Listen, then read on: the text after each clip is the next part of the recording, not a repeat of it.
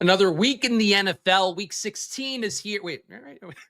It's week 16. The work begins, it always does, here on the Splash Play channel. We're to dig in, compare projections around the industry, looking at our top plays on Stochastic. Who are the top projected plays? Who are the top value plays? We'll see what that looks like. We'll check who the chalk plays are as well. Who are our highest owned plays? We're going to hop across the aisle, see what ETR, the great Mike Leone and the gang, what are they doing data-wise? We're going to run a cash game optimal there, run some sims if they have them. We'll check out sims on Stochastic. I'll do a single lineup sim. And by the end of this video, guys, you're going to know all the industry's must plays, along with 3 ways to get unique on tonight's Rams-Seahawks slate. Let us get into it here. Shout out to all you guys watching. Shout out to all you guys as well that did hit the like button, that did subscribe after that last video. Really happy to see the Showdown videos getting the same love as the main slate videos have been lately. But help me out, guys. Let's keep that growth going. And I know I haven't earned the like yet, but for you guys that are tuning in at this point, if you know the deal we're trying to do here, of course, preparing you guys Monday and Thursday Showdown slates, Friday at 12 p.m., the main slate, 1 p.m. premium video going game by game with all the advanced analytics. We're in the home stretch, guys. Your support does go a long way here. Hit me out. Help me out.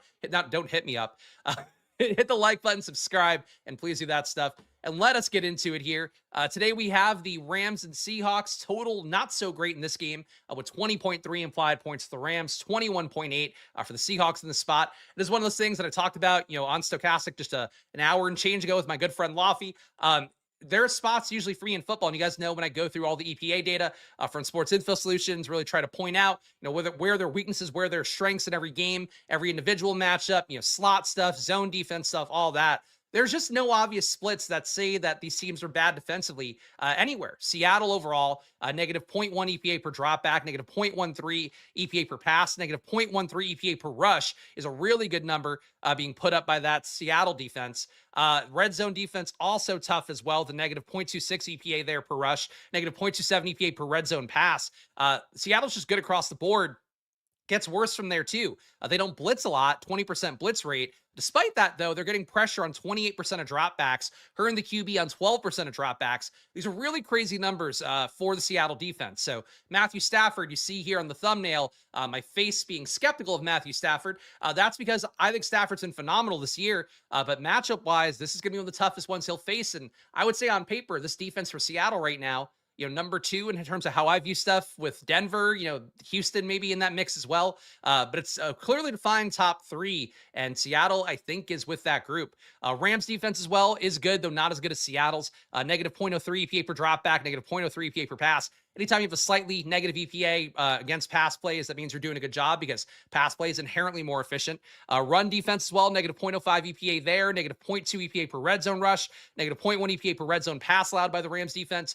My main point here is that these are 2 good teams defensively in particular. That's why, or part of why that total's so low, but also means that, I think people's most likely expectation is that this game plays down in total. I don't see a reason based on the data to go the other way. Of course, knowing game theory as we do, when the field's going to play, low scoring defensive minded matchup, that's why we want to think about, can this game shoot out? So it's one thing to keep in mind here. Total does seem, more defensive, more kicker friendly. The matchup as well, the advanced analytics also support that. But certainly that's what the field's going to be playing. And show FanDuel some love, James. I appreciate you, buddy. I talk about here, I'm showing you guys my gambling. My gambling is never on FanDuel. So that's unfortunately the way it goes here on stream. Check out Stochastic, though. They talk about FanDuel a good amount. Great site to go. There's a lot of ones that do it. I'm showing you what I want to show you, which is what I'm gambling on these slates. Puka Nacua, though, your top projected player here. 21.6 projection for him. It is crazy to me that at this point I still get those questions. But I appreciate people who care about FanDuel. I don't. So if FanDuel wants to come in here and go, hey, Spags play on FanDuel, here's some money, then you know what? Then I'll care about FanDuel. For right now, though, not so much. Puka Nacua, though, 21.6 fantasy points here, 12K salary. So a really expensive price tag for Puka Nacua. JSN, not too far behind him, but he is about a point and change behind Puka Nacua in projection. So Puka should be a guy at 12K. We're getting into a lot of our lineups. JSN at 11.6. Another guy, DraftKings pricing should be making a lot of our lineups. Do you think that if you are picking these 2 guys right away, we'll see what ETR has from us in a moment when we run the cash game lineup. I think you're going to end up really chalky when you start these 2 guys your baseline. Now, obviously, we've played enough main slates where Seattle, seen JSN coming up like crazy. Last week, Puka Nacua, same thing here. I mean, really multiple weeks. Whenever we have these guys on a main slate, we want to play them. So on a showdown slate, obviously, you want to play them too. That said, this year, earlier this year, Puka Nacua on one slate. I forget which one it was for the Rams. One of the showdown slates.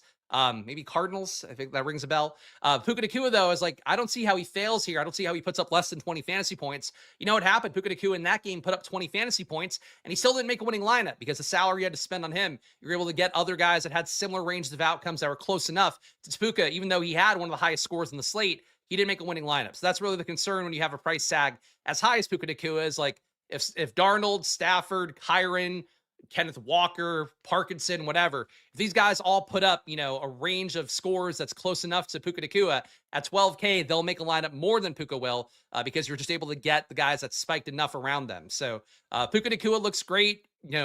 Just in general, this target share. No Devontae Adams as well. He is doubtful, so we're assuming he's not going to go today and he's not in the data set. Puka will look better for that. More theoretical touchdown equity for sure as well with Adams coming off the field, given that he has commanded 2.3 red zone targets a game. Puka overall in the year, just 0.9.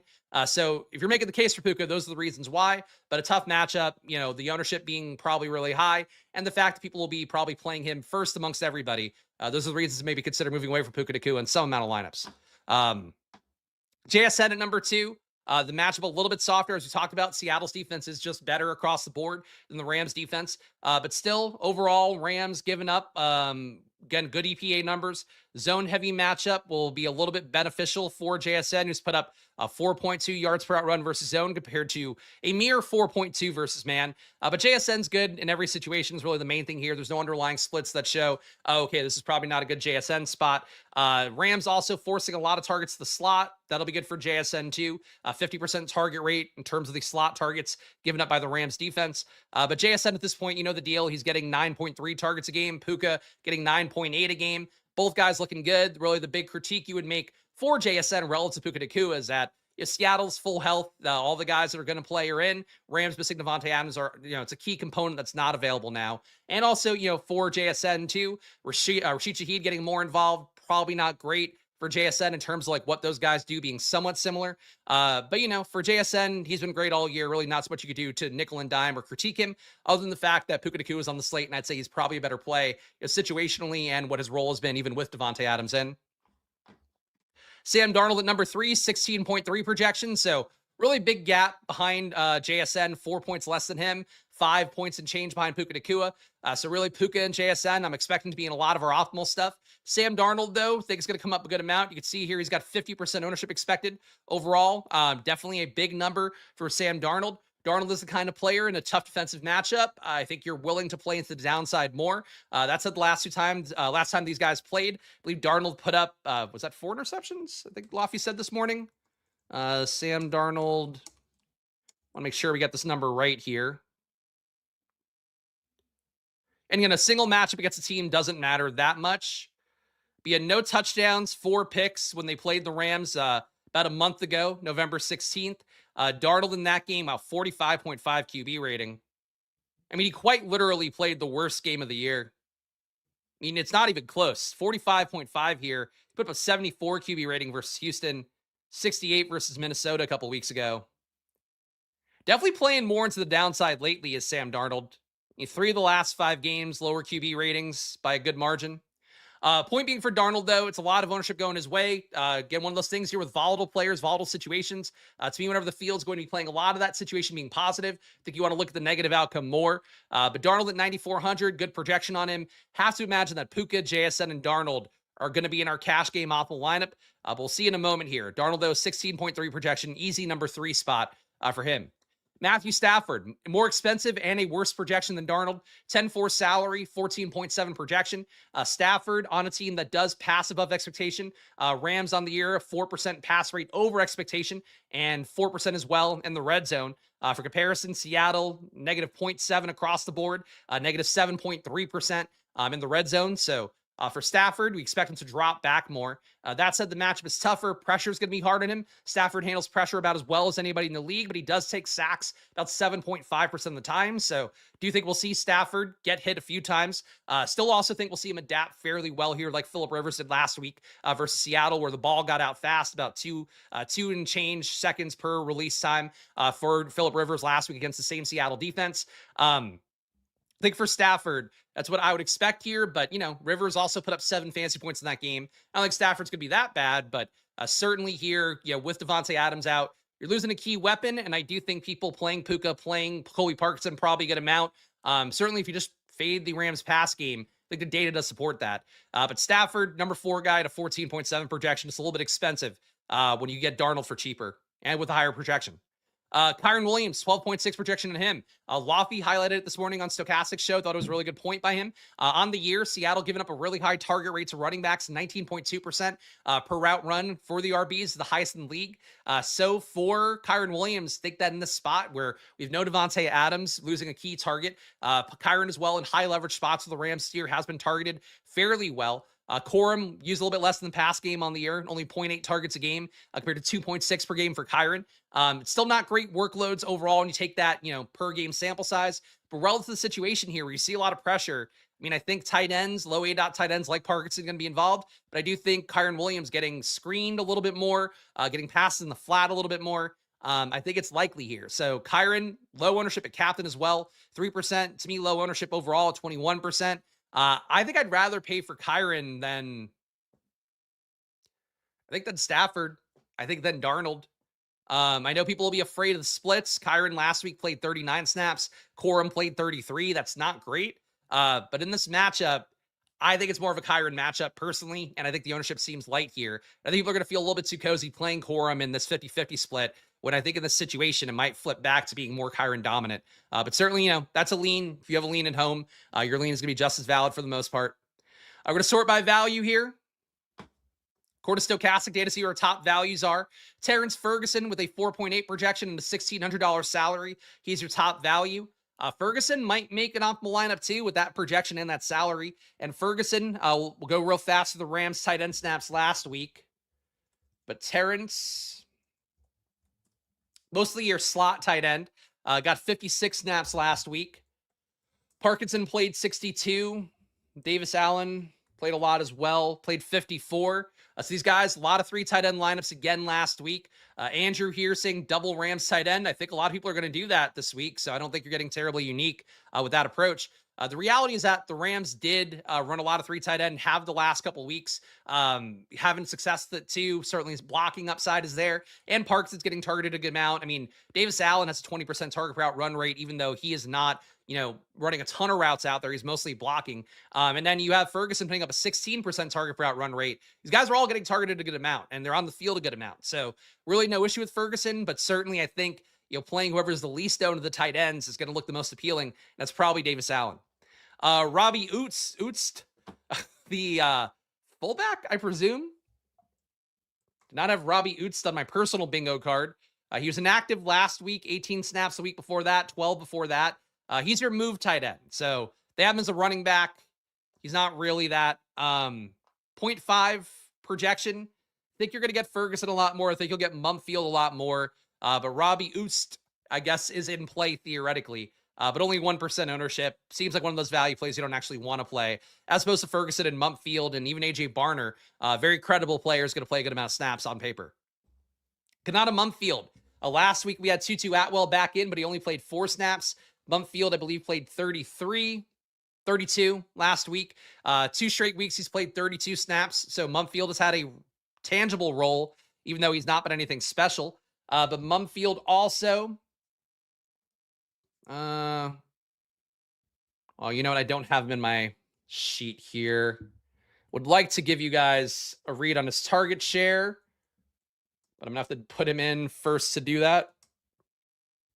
The big thing for Mumfield to me is with the ownership. Again, you have, this is not to poo-poo Andrew's take here, but you have the chat saying a thing that I think a lot of people tends to be one-to-one in how I view stuff. When we have, the chat, social media talking about certain construction, certain lineups, a lot of times, a lot of people that are building the same lineups are thinking the same thing. I feel that way about myself, and I'm hopefully as prepared, as ready for the stuff as anybody. That's sort of what DFS is in 2025. I think a lot of people are going to be very excited to play those tight ends and feel good about it. But if you go to Kanata Mumfield, and if he does have enough upside, I think that he's the kind of player that would be really a lot more unique, and also theoretically, can really jump the field. Because really what you should view Mumfield as is like, he's just ancillary pass game production. Like Puka will get some amount, Maybe Parkinson will get some amount. But then Ferguson, and to a lesser extent, Parkinson, Davis Allen, they're all competing for just a share of offense.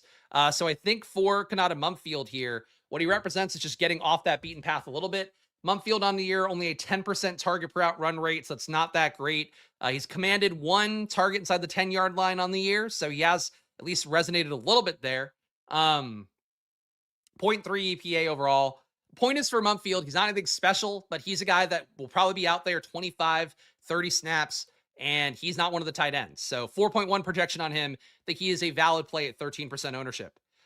Do not feel good about Tutu because he played 4 snaps last week and he does not come up at all in the data right now. So I would not chase that personally. Wasn't really involved before he got injured either. AJ Barner, definitely your most reliable value here. A 9 projection, 2x value for him. Technically our 4th best value, but out of all these guys, I can make the case for Ferguson. I can make the case for Mumfield. Really can't make it for Robbie Oots that much. For AJ Barner, though, he is a starter, playing starter level work in a spot where people thought guys like Elijah Arroyo were going to get meaningful work. And, that's not the case. That Arroyo was inactive last week. We'll see. I don't know if he's been ruled out or not so far today. But Barner played 50 snaps. He also is your tush push guy for Seattle, so can actively take touchdowns away, from guys like Charbonnet, guys like Walker. I think Barner is worth whatever ownership he gets. Looks like about 35% for him as a top 5 value. And last but not least, the top 5 is a value is Puka Nacua, 1.8x value for him. So really here, our only real value plays are Ferguson, Oots, Mumfield, and Barner. And then Puka Nacua coming up as a top value with Seahawks D, JSN not too far behind. Those guys are going to come up in a lot of lineups. Let's sort by ownership real fast.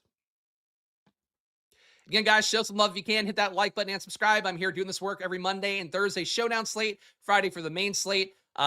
This week we're getting Saturday slates back in. I don't think I'm gonna have specific content for that, but we will have more coming up again throughout the playoffs as well. So show some love, strap in here. We'll do this process the rest of the year for NFL. Hit the like button, subscribe. It does go a long way for me here. Check out Stochastic too. We are back up and running with promo code SPLASH, 15% off when you enter it manually over at Stochastic. So click the link down below, check out their pricing menu, and then join for 15% off weekly, monthly, the expensive stuff, the cheap stuff, all 15% off, same as it always was. Use that promo code SPLASH. And last but not least, join the channel here. $5 to support what I'm doing here. Really does go a long way here. And also, if you want me to read your chats more, answer your stuff when you're asking questions that are off the beaten path of what I'm talking about, joining the channel, very important way to do that. And get into the Discord as well. And you get a premium video every week, my data sheet every week. Really good deal for $5. So join it right now if you can. All right, top owned plays. Sam Darnold, 50% owned. We've talked about him already. Our guy Steven vocalizing here. Trouble with Darnold, a couple points higher in projection. Okay. I think for Darnold here, he projects well enough. The total is higher for Seattle as well, so you get why he's coming up. But I certainly think, people don't trust the Seattle running backs. I don't either, as I vocalized, rallying against Kenneth Walker multiple times on stream lately. But I think here, with Darnold's ownership being as high as it is, I'd be willing to play the pass catchers without Sam Darnold. I'd be willing to move away from Darnold, play the running backs more. I just don't trust Darnold in a tough defensive matchup. That said, you guys know, people do sweat DVP a little bit more than they should. 1 game sample size. If people go through those box scores and they see that Sam Darnold, threw 4 picks against the Rams, maybe that does keep ownership in check more than it would be in Stochastic's data. But if Darnold is coming up, I don't trust him, so I'm definitely not going to go crazy on his ownership.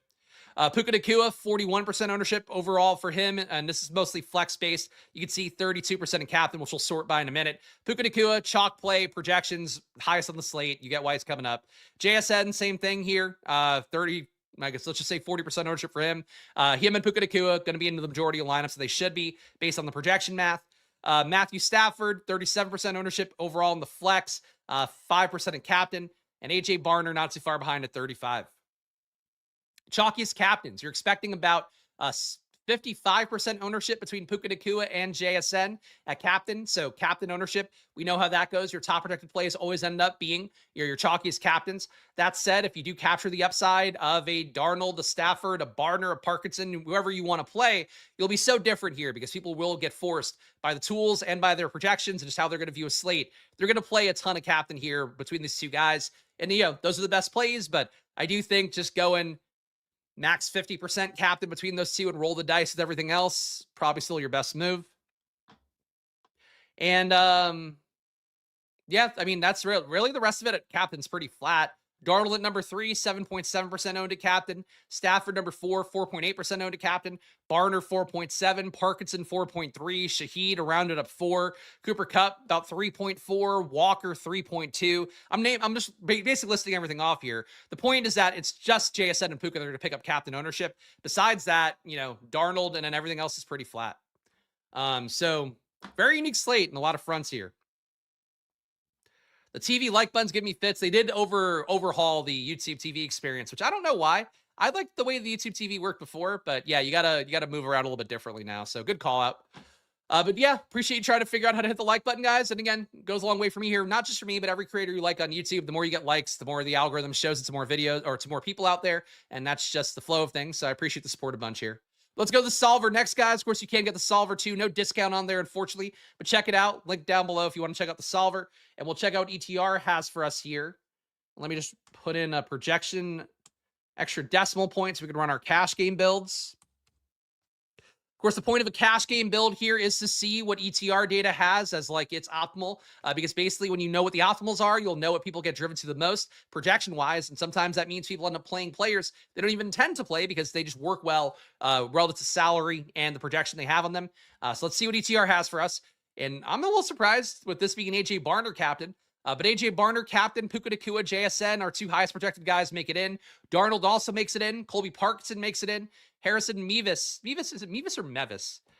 Mevis, the fat guy, the thicker kicker, makes it in here at 5K. So a 3-3 split, Barner, captain, Puka, JSN, and Darnold make it in. I think a lot of these lineups are going to have that group of 3. Overall, though, across all top 25 optimal lineups, Puka Nacua and JSN make every single one. What is that?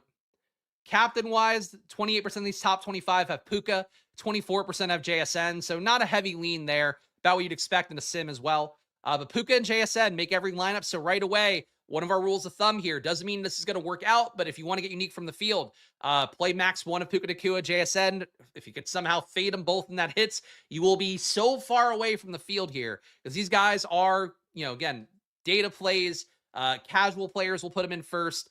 Every sort of way these guys are going to get played in every lineup. And if somehow one of them doesn't make a winning lineup, let alone both, that will be much easier to win money in that situation. These guys make every lineup. Colby Parkinson makes 84% of the top 25 optimals. Darnold 80, so nobody else is in all of them.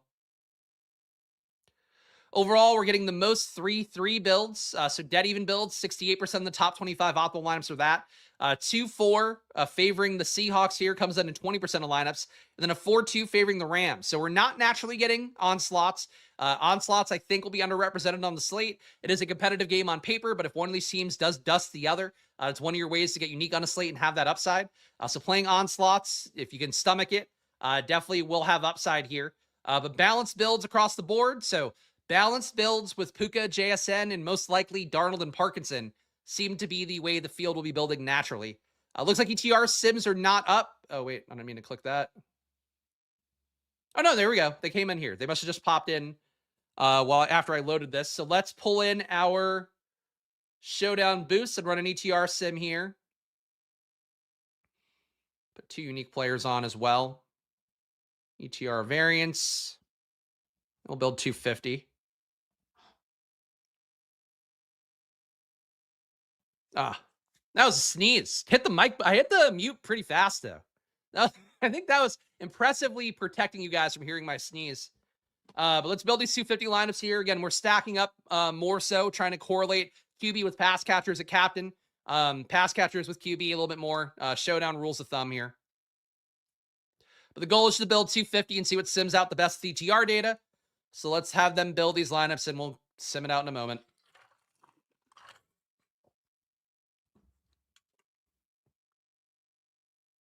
I think if I had to choose who would be more likely to not make a winning lineup out of Puka and JSN, I think I'd go Puka. I think a lot of people will just go like, all right, the Rams will still be good enough in that, Puka will just get a ton of targets. I do think it's possible, just pure PPR points. Like he might be he might be unfadable when it comes down to it for just how many PPR points he accrues. But I think it's possible the Rams offense just shits the bed entirely here. And I've been, and I've had these takes before a few times, Eagles recently on the Chargers game. They're not shitting the bed. It was still a competitive game. But like, I think the Rams rely on Adams more than they should for high leverage, situations. And Seattle's defense at home, I don't know. I like the Rams, and I think they're a deserving, top Super Bowl team from the NFC. But missing a key piece against like a really tough defense and Puka just being jammed into every lineup, I don't know.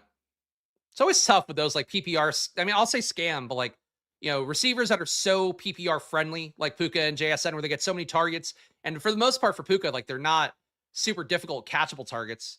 But I think the Rams offense could crater today. And I'll definitely be playing that outcome in some amount of lineups for sure. All right, top ROI players right now, or top ROI lineups, on ETR data. Another Barner captain. So Barner, your cash game optimal, and your top ROI lineup. Barner captain, Puka Nacua, JSN, Jason Myers, Seahawks D, Sam Darnold. So we talked about how onslaughts weren't coming up naturally. Your first ROI lineup here, or top ROI lineup, with about a 654% ROI. It's a 5-1 Seahawks build. Number 2, JSN captain, Puka Nacua, Colby Parkinson, Harrison Mevis, Blake Corum, Rams D. So a 5-1 Rams build here. Usually in a 5-1 onslaught, you don't want the opponent to be the captain. For JSN, though, he might be the entire offense for Seattle. So you got how that could work. Number 3, not a 5-1 onslaught, Parkinson captain, Puka Nacua, Kenneth Walker, Rashid Shaheed, AJ Barner, Matthew Stafford. So fading JSN and Darnold here. Parkinson captain, I really think it's played a lot. That stochastic chat was like dying to play Parkinson and captain. And you got to keep in mind too, Parkinson put up 20 plus fantasy points last week. I think he'll be a little bit more owned than the data currently reflects. Also, real fast to note here, I've mentioned this a few times, but if you use the solver tool and you look at the graph, these distributions here where it's like kind of a V shape, it spikes a lot for the win, spikes a lot for the loss, not a lot in the middle. Generally what ETR's data team likes to produce the most for when they're playing their lineup. So there's something to keep in mind here if you do use the solver at home. But Darnold, a captain. Parkinson is our 1 Ram. JSN, Rashid Shaheed, Cooper Kupp, Zach Charbonnet. So no defenses, no kickers. Sam Darnold going nuts after he cratered against the Rams last time out. That's what you're getting at number 4. Number 5, another Darnold captain. Darnold captain, Parkinson again as our bring back. Seahawks, JSN, Cooper Kupp, Kenneth Walker. So ETR data loving these dominant Seahawks builds. And I get it because I did just say I thought the Rams had a shot at cratering today. Overall, highest ROI players across the entire set of lineups here. We got Kyron and 90% ROI, only 12% exposure. So ETR data also does not support playing Kyron. But when he pays off, he does seemingly win you money, though not at captain. There's only flex ownership for Kyron coming up, it looks like. I'll play some Kyron to captain, man. I think Kyron's underrepresented today. I really strongly believe that. I know the splits are getting really bad with him and Corum. I just think this matchup really do believe that it can fit Kyron a little bit better. Tutu Atwell at number 2 and 80% ROI, but only 2% exposure. So when he does hit, he hits pretty meaningfully. That said, he only played 4 snaps last week. So really, I'd recommend not going nuts on Tutu Atwell. No guarantee that they actually want to play him at this point. Even though they paid him in the offseason, like they did want to play him, that moved away pre-injury. Rashid Shaheed, 77% ROI, and he's in a lot of lineups. So Shaheed getting you leverage on a very highly owned, very highly played JSN. Jason Myers, the Seahawks kicker, 76% ROI for him. And he's in 20% of lineups. On paper, it does seem more like a kicker defense matchup. And really, too, when you have good offenses and good defenses, I tend to think that the offense will find a way to move the ball, probably stall out in the red zone. So I think kicker's going to be chalky here, but I do think the matchup does fit a lot of kicker on paper at the very least. And Colby Parkinson at number 5, 76% ROI, and he's in half the lineups. Man, Parkinson, I worry about the ownership being a little bit high for him. Prop betting market's not super great on Parkinson in terms of receptions, even as anytime touchdown odds being lower than plus 200. Not great, but he has had a good red zone role. He's technically your number 2 red zone receiver on the team behind Devontae Adams, so Adams being out should lead to more work. But Parkinson on the year getting 1.6 red zone targets a game. It's a good role for Parkinson. I just, really people are going to jam Parkinson in more than they should. That's what I said in the beginning of the video, but yes, Seattle does give up a lot of receiving versus RBs. Shouts to all the juggalos and juggalettes. There we go.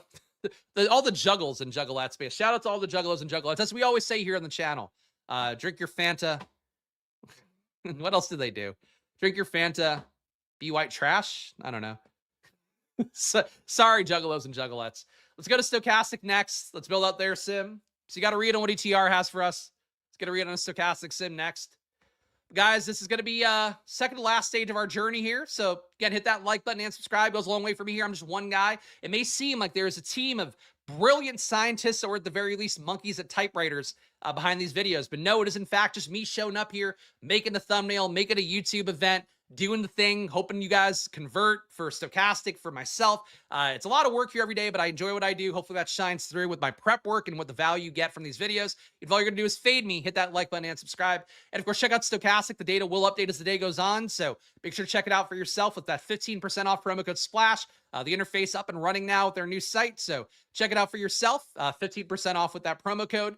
And of course, last but not least, join the channel. It is just $5, and I'd say the best deal in the biz. Premium video you get, seeing all the advanced analytics that I swear by and reference ad nauseum here on stream. You get a copy of yourself on Microsoft Office every Saturday. You also get a premium video on Fridays, me going game by game, lovingly here. So please join the channel for $5, support the show, and shout out to all you guys that do. But your top ROI lineups according to Stochastic.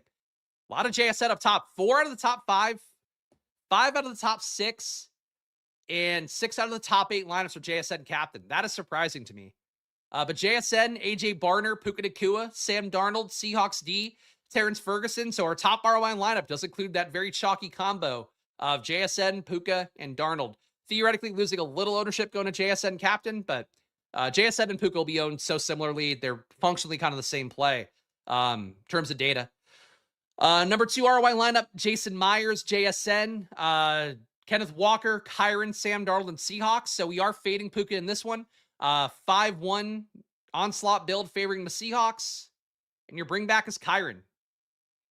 Yeah, I like that lineup, honestly. I mean, for an onslaught, I think it looks good. Number 3, we got JSN captain, AJ Barner. My boy, Kanata Humpfield. He's not my boy, but I did talk about the case for him before. Puka Nacua, Sam Darnold, Seahawks D. Number 4, we got JSN, Blake Corum, Cooper Kupp, Kyron Williams, Sam Darnold, Terrence Ferguson. And at number 5, JSN, Jason Myers. Say JSN and Jason. It's just like too weird to say one after the other. JSN, Jason Myers, Jordan Whittington. A lot of J's up top, which Puka Nacua is going to hate. Right behind them, Puka Nacua, Sam Darnold, Seahawks D. If you get that joke, I think that worked. If you don't get that joke, you're probably confused as to why I said that. Player ROI. Captain at number 1 here, Seahawks D, your top ROI player. So Seahawks and Rams D at captain, your number 1 and number 2 ROIs. Field's going to play a lot of defense, but defense makes sense here. I will say in your optimals, you're not getting the defense as much. So I think that's a positive. Like, you're not getting them on a projection level, but the Sims think that the defense should come up more given the total, given the matchup. I'll definitely be with the field on defense at captain, the flex this week, because I really do think on paper, one defense should make it. I just worry that people might play one defense, making it a little too much across the entire field set of lineups. Rams and Seahawks in the flex, your number 3 and number 4 ROI players. So that's crazy. Seahawks defense, captain number 1. Rams captain defense number 2. Rams flex number 3 in ROI. Seahawks flex number 4 in ROI. Then you get Kenneth Walker at captain, JSN at captain. Sure. But the defense is top 4 spots. I can't recall a single time we've seen that on a slate this year. Highest exposures overall. We're getting Sam Darnold in the flex, 57% exposure. Fields at 49. So Stochastic, liking Darnold in the flex. He is cheap, has a good projection on him relative to QB. So you get why. But man, talk about a guy who could see ghosts in this matchup. That is certainly Sam Darnold. Number 2, Puka Nacua, 47% exposure. Fields at 41 in the flex. So decent stand on Puka Nacua here. JSN also getting 6% more than the field. 45% exposure in Stochastic's top 150, and the field's at about 40. So JSN and Puka looking like vetted quality chalk according to Stochastic data. Kyron Williams at number 4. You're getting 35% exposure in the field's at 21. I think Kyron seems really lightly owned here. People will be afraid of that split. But, you know, the split is there, I think, more so when the team's running good. Gets a tough defense. I'm just not sure you get that timeshare split. But certainly if Corum runs hot in his amount of touches, like, he does hurt Kyron for sure. Rams D, number 5 in the flex, 31% exposure. It's a lot of defense coming up. 31% Rams D in the flex, 31% Seahawks D in the flex. Captain exposure, you're getting 29% JSN, 21% Puka Nacua. So a little bit of a fade on Puka at captain, a little bit more for JSN. This morning, that's weird because I don't think the data moved, but this sim definitely a little bit different than the one I ran this morning. But Puka and JSN coming up 50% of your lineups at captain, 60%. I think that's what you're going to get no matter what. But it does seem like right now the sim is favoring JSN a little bit lower on Puka at captain, even though you are combining for about 50% ownership for the two guys, which, as I said before, that'd be my number to try to hit for them combined at captain. Kenneth Walker, 6% exposure at captain, which is above the field. AJ Barner, 6% exposure at captain, that is also above the field. And then Seahawks D, 5.3% at captain. Rams D, 5.3% at captain. To Stokastic's credit, they are playing the defenses flat. I think that's what it is. Like, I think the Seahawks defense is better, but in terms of what they represent on the slate, like, you want to play, some lineups with one of the defenses. I think you want to play some lineups with both defenses. I think you want to play some with one at captain, the other in the flex. I think you want to play, again, some with the other at captain, the other in the flex. I think you really want to be with the field on whatever the sim gives you. For the defenses, like, it's not a week to bump defense down, I don't think. That said, Tom, the CEO of Stokastic, at one point, it was a defense-heavy slate, and he had won 150K. It was like a three-way chop, atop the Showdown slate. He had won 150K by bumping down defense on that slate, so my general rule of thumb, which I'm going against, so, like, that's what's kind of fucking with me here. General rule of thumb is, like, on slates where everybody's going to play defense and kicker, you don't want to play defense and kicker as much. On slates where nobody's playing defense and kicker, like the Cowboys-Cardinals game a couple weeks ago, that one, it wasn't obvious. Houston had a slate a couple weeks ago, too, where it's like Houston was an obvious play to me, but the field wasn't getting there. That's when you want to play the defense more, is when the field's not playing defense because it's so volatile. Defense is coming up a lot. Do what you will with that, I guess. Your biggest fades overall. Negative leverage plays. We got Puka Nacua, negative 12% leverage at captain. Rashid Shaheed, negative 12% leverage in the flex. They're only giving you 9% exposure to Rashid Shaheed, and his role is pretty good, so that's tough. Negative 11% on Colby Parkinson in the flex. That's a big fade on Parkinson. I'm surprised by that. Cooper Kupp, negative 11% leverage in the flex as well. Matthew Stafford, negative 10% in the flex. And Harrison Mevis not that far behind. I don't know why it says cap. All right, whatever. Those are your fades. Let's build a lineup here. Let's see what we can do. Let me refresh. Should be logged in. Okay. So we'll do a hand build now. We'll sim it out with the same settings. Yeah, you're late for class. Shame on you. Please suck off the class. You have to do. That's unfortunate. It's a class full of adults. So unfortunately, when you're late, you have to blow everybody. That's the bad news. I'm sorry, guys. Sometimes I just say stuff, just for the sake of it. Got to fill airtime. Let's make this lineup though. Captain. The sim loves JSN and captain. I'm gonna go Kyron. I'm gonna roll my dice here. Try to build the lineup that I think is best, even though, I get the sim is not going to reward me the same way. But Kyron and captain, I think the game script fits it. I'm going to take that shot. Do I still play Puka and JSN? I think the sim will want me to play both. Let's see what we do if we play both. Spending a ton of money here on these top three plays. Only 3,900 left for the last three spots. But yeah, that works.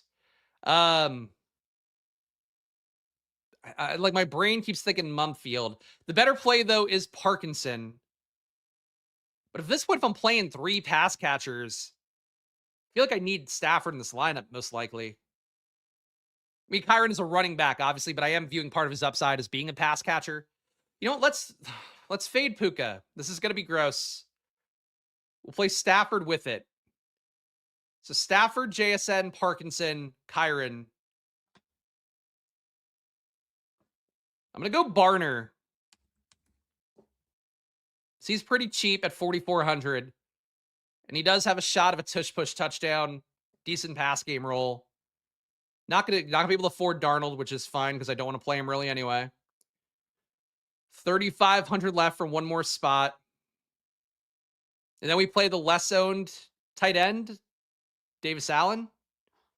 So 4-2 Rams build. I don't know if this makes sense with Kyron as captain, but Kyron captain, Stafford, JSN, Parkinson, Barner, Allen. Playing three tight ends in this lineup. Fading Darnold, which the sim will not like. Woo! Never wins? A 0% win rate, negative 54% ROI? Come on. Come on. All right, let's let it complete the lineup here. I'll put a little randomness on and complete my lineup with Kyron at captain, JSN, and Stafford. So it forces in Darnold. It gives me Ferguson and Mumfield. All right. Never tell me the odds. I mean, whenever I see it be 0, especially at a showdown, it's like there's no chance it's an actual 0. A negative 27% ROI when I let it complete the lineup. All right, here. You know what? Here's Sim. Just play Kyron at captain. Just give me a good Kyron captain lineup here. We'll go 10% randomness. If I had to guess, it's going to give me Darnold, Puka, JSN, and then some bullshit around that. No, couldn't fit JSN in this one. So Kyron captain, Barner, Parkinson, Puka Nacua, Rams D, and Darnold. Only 100 left on the table.